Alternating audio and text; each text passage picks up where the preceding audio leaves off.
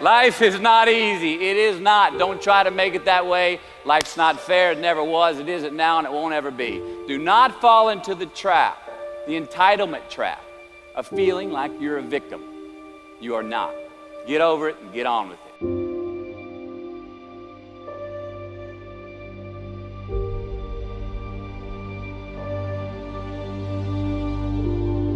Happiness is an emotional response to an outcome. If I win, I will be happy. If I don't, I won't. It's an if-then, cause and effect, quid pro quo standard that we cannot sustain because we immediately raise it every time we attain it.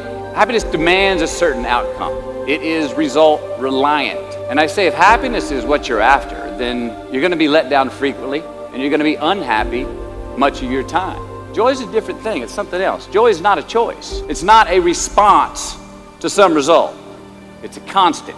Joy is the feeling that we have from doing what we are fashioned to do, no matter the outcome. Now, personally, I started enjoying my work and literally being more happy when I stopped trying to make the daily labor a means to a certain end. See, joy is always in process. It's under construction. It is in constant approach, alive and well in the doing of what we're fashioned to do and enjoying it. We so often focus on failure, don't we? When we study failure, we get obsessed with failure. We dissect failure and our failures. We dissect them so much we end up intoxicated with them to the point of disillusion. Dissect your successes and the reciprocity of gratitude. Now, the easiest way to dissect success is through gratitude. Giving thanks for that which we do have, for what is working. Appreciating the simple things we sometimes take for granted. We give thanks for these things, and that gratitude reciprocates, creating more to be thankful for. And I'm not saying be in denial of your failures. No, we can learn from them too, but only if we look at them constructively, as a means to reveal what we are good at, what we can get better at, what we do succeed at. The question that we gotta ask ourselves is what success is to us, what success is to you. Continue to ask yourself that question. Now, your answer may change over time, and that's fine, but do yourself this favor. Whatever your answer is, don't choose anything that will jeopardize yourself. Look, the first step that leads to our identity in life is usually not, I know who I am, I know who I am. That's not the first step. The first step's usually, I know who I am not. Don't leave crumbs, and the beauty of delayed gratification. So what are crumbs?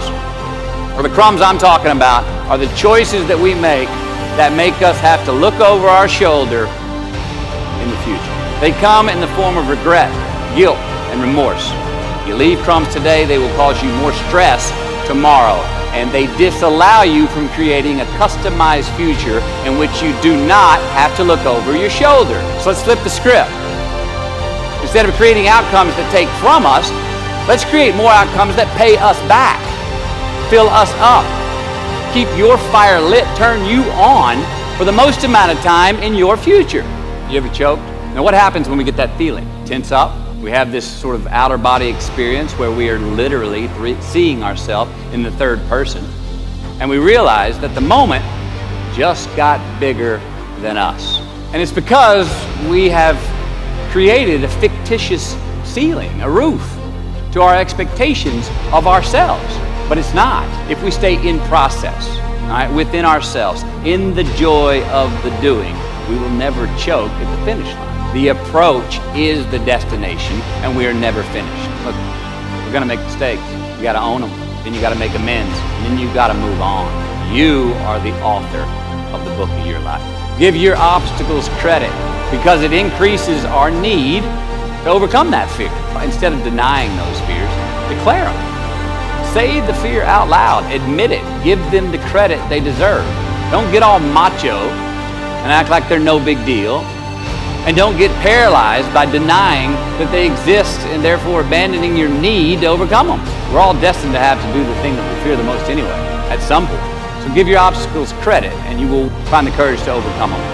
Or you will see more clearly that they're not really worth prevailing over. So be brave, have courage, and when you do, you get stronger, you get more aware, you get more respectful of yourself and that which you fear. And since we are the architect of our own lives, Let's study the habits, the practices, the routines that we have that lead to and feed our success, our joy, our honest pain, our laughter, our earned tears. Let's dissect that and give thanks for those things.